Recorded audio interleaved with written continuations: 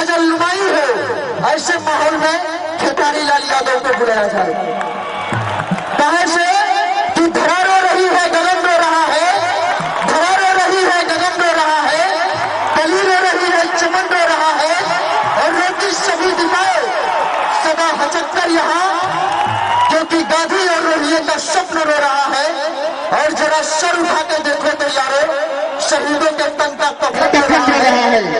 जोरदार ताली बजाइए। हमारे बड़े भाई आदरणीय खेसारी लाल यादव इस मंच पे मौजूद हैं, और मैं चाहूंगा कि आदरणीय बड़े भैया खेसारी लाल यादव आज हमारे इस मंच पे मौजूद है। मैं इनके लिए कहना चाहूंगा कि तुम्ही को चाहता है ये दिल, अदावत क्यों नहीं करता। तुम्ही को चाहता है ये दिल, अदावत क्यों नहीं करता। कई जन्मों से बंदी था, बगावत क्यों नहीं करता। आज तक तुम पे दिल थका, अब जमाने से है इतना तारीफ करता हूँ, मोहब्बत क्यों नहीं करता। जोरदार ताली बजाइए भाइयों। यह कहते हुए कि बुलंदी का नशा पंतों का जादू तोड़ देती है, हवा उड़ते हुए पंछी के काजर तोड़ देती है। हवा बुलंदी का नशा शब्दों का जादू तोड़ देती है, हवा उड़ते हुए पंछी के काजर तोड़ देती है। अब आपको महसूस करने की जरूरत है। अरे अब तो थोड़ा प्यार बढ़ाओ यारो, क्योंकि किसी खास मौके पे तवायफ के अपने घुघरू तोड़ देते हैं। बड़े भैया जब गौरन भोजपुरी में कि सैया लड़का नियर सूत जाला कोरा में, कि आम के मोजर हुआ तू, आम के मोजर हुआ तू, महुआ के कोची हुआ तू, भोजपुरी के आन मान शान हुआ तू। ऐसे तो लोग गौरा के कुछ कह देला, पर भोजपुरी के भिखारी ठाकुर के माटी के सच्चा पहचान हुआ तू। जोरदार ताली बजाइए।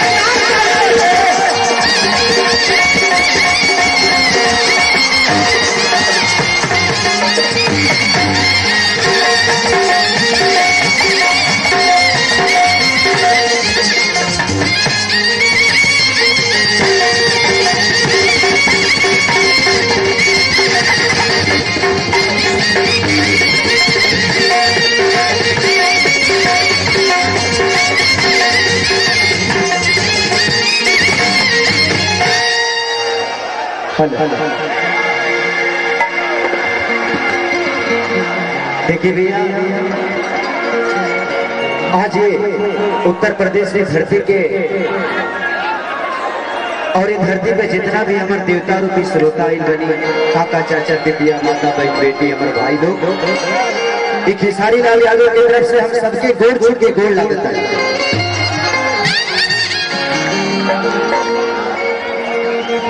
आज उत्तर प्रदेश से शायद ही हमारे इस क्षेत्र के पहला शो है, पहली बार हमें जेल बनी भाई।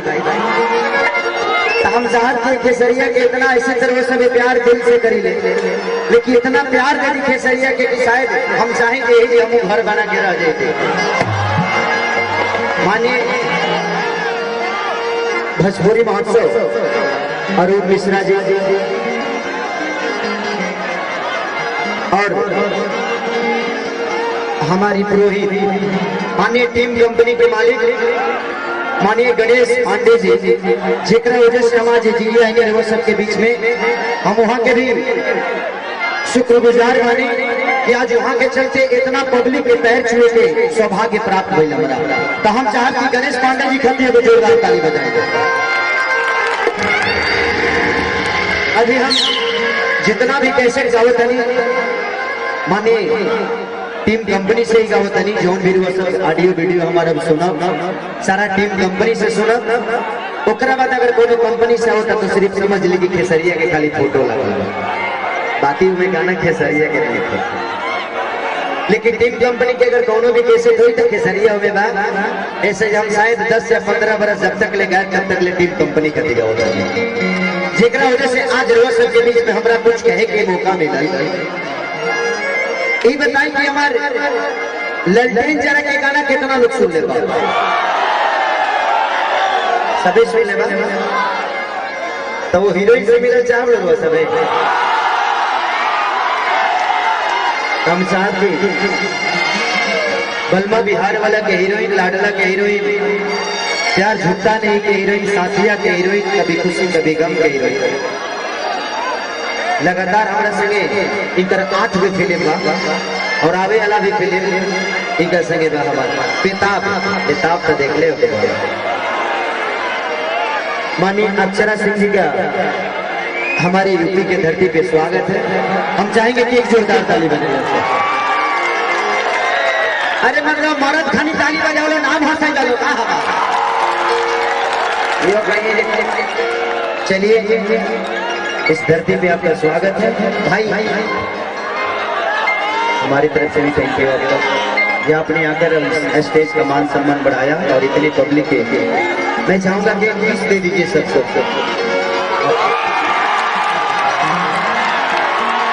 काफी है, ठंडा में इतना काफी है। चलिए मैं चाहूंगा कि 2 शब्द आप बोल दीजिए, उसके बाद हम गाना शुरू करेंगे। सबके होके गोल लगतानी और हाथे ना लगम बाबू, कैसे तानी जा ठंडा में टंडनाए है जा मजे में है। चलिए पहले खेसारी जी का गाना सुन लीजिए, उसके बाद ठुमका लगाएंगे बाबू। चलिए थैंक यू अक्षरा जी के लिए। चलिए भाई से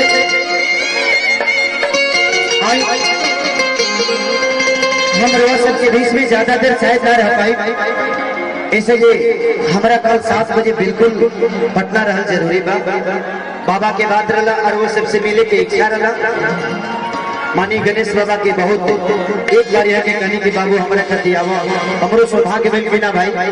आज रोज सबके चरण छुए के सौभाग्य प्राप्त भइल आज गणेश बाबा के वजह से। हम दिल से थैंक यू बोले बाबा के यही के बाबा के उम्र बनौले रही थी, हमने सभी कलाकार के मौका देते रही और कंपनी दिनों रात चौगुना बढ़त रही।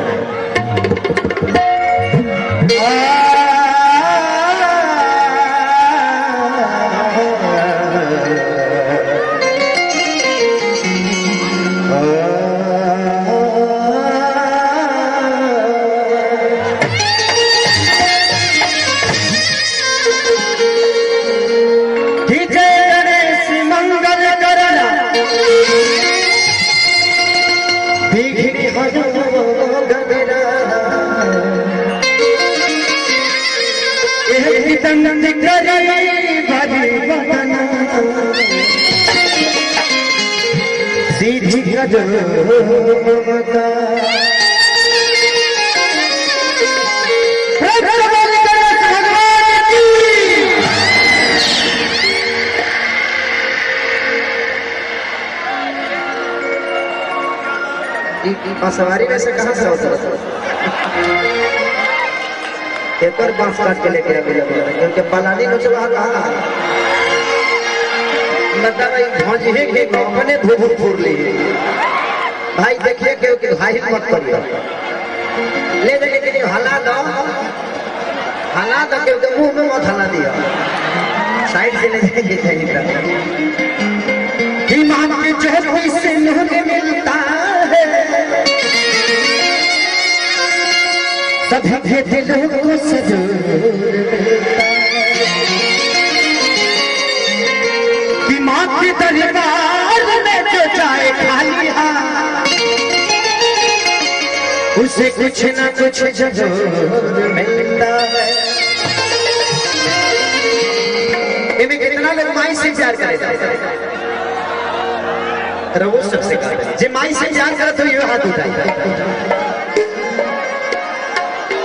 कितना लोग मेरा से करेगा?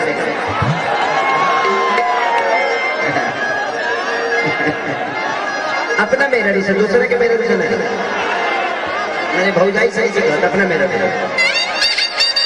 जितना जना के भी आने के भाई वे हाथ उठा बोले कि हाँ बोली और कहाँ से गोधन कुंडा के बाबा लाइने नहीं बढ़ता। अच्छा हेनियो घूम जाई हमरा का पता लगे हेनियो लोग आवे आ ओटे गाड़ी भाई। अच्छा भाई लोग अगर हम कबो कबो आवत रहे ऐसे येने संख्या कम होने ज्यादा बात थोड़ा सा फोकस होनी ज्यादा रहे लेकिन घबराए मत हम आवत रहो ठीक था। आई एगो टीम कंपनी से साल का कैसे टाइटल हमार माई घर घर को जाली देखो भाई आराम से कितना लगेगा ना वो भाई आता है छोट छोटा तुम एगो गाना गौले रही हम फंस गाना कि माटी के मूर्ति अकेली मुस्काई के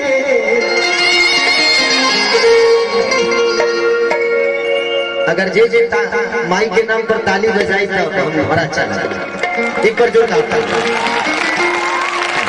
देख देख देख और बजावे की कोशिश कैले हते काम बोली के नाम का हमरा नाम को मत बोले माई के नाम का अगर का नाम खैनी छीट गया तारा खैनी भागल 5 बजे के खैनी खाते माई बहुत ताली निकाल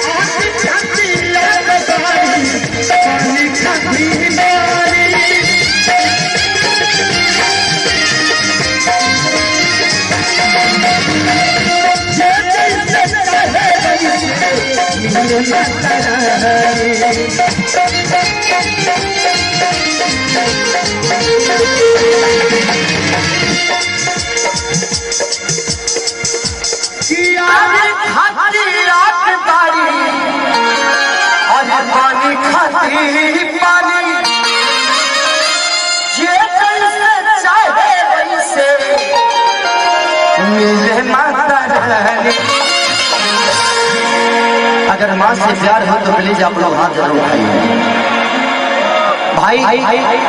एगो माई के हम फिल्म बनवले बनी जना फिल्म के नाम बा लाडला जौन की टीम कंपनी से रिलीज भइल बा तो हम अपने माई खातिर 1.5 करोड़ रुपया खर्चा केले बने।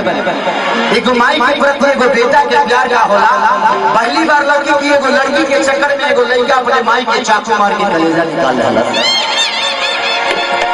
फिल्म में देखौले बारी हम जना फिल्म के नाम बा लाडला टीम कंपनी से ही बा और वो सब अगर यूपी में रिलीज हुई तो जरूर देखना कि मैया सब कुछ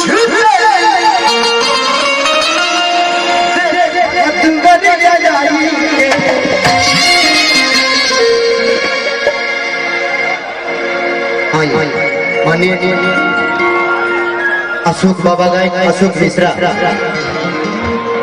अशोक मिश्रा जी वहाँ की तरफ से 100 रुपए के पुरस्कार भगवान से प्रार्थना शुभकामना खाती थी बाबा यही आशीर्वाद केसरिया के देते रही और यही हमने के वहाँ के आशीर्वाद देते रही जब भगवान हमारों में से 5 बरस उम्र खींच के दे दी बाबा के जो वहाँ के गायकी सुन के हमने के प्रभावित रहे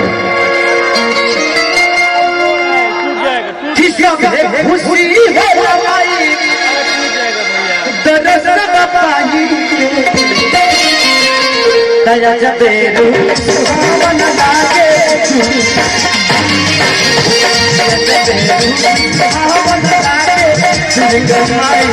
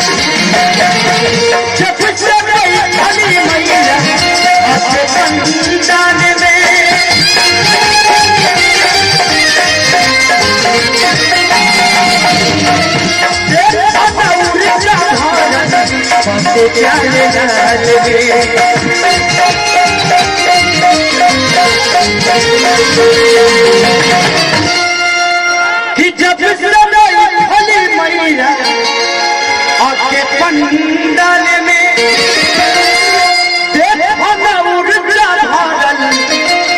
बाटे प्यारे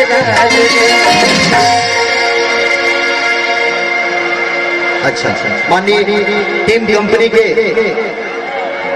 मालिक माननीय गणेश बाबा की तरफ से बहुत ज्यादा पुरस्कार भगवान से प्रार्थना शुभकामना खाती के माई के आशीर्वाद जो बाबा पर हो और बाबा का आशीर्वाद एक सरिया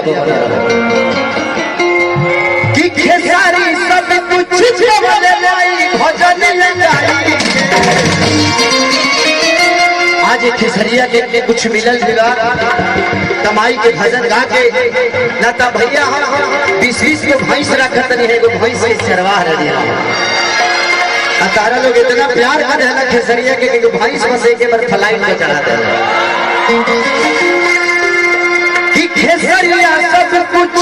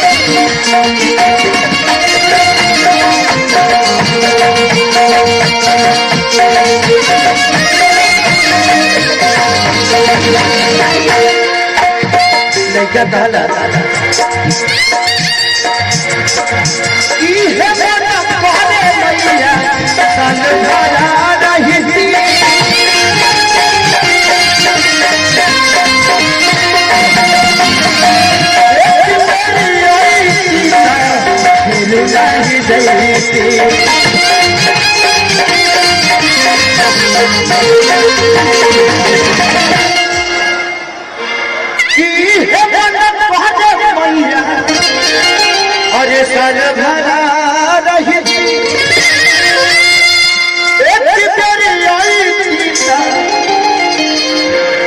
मनोज कुमार यादव।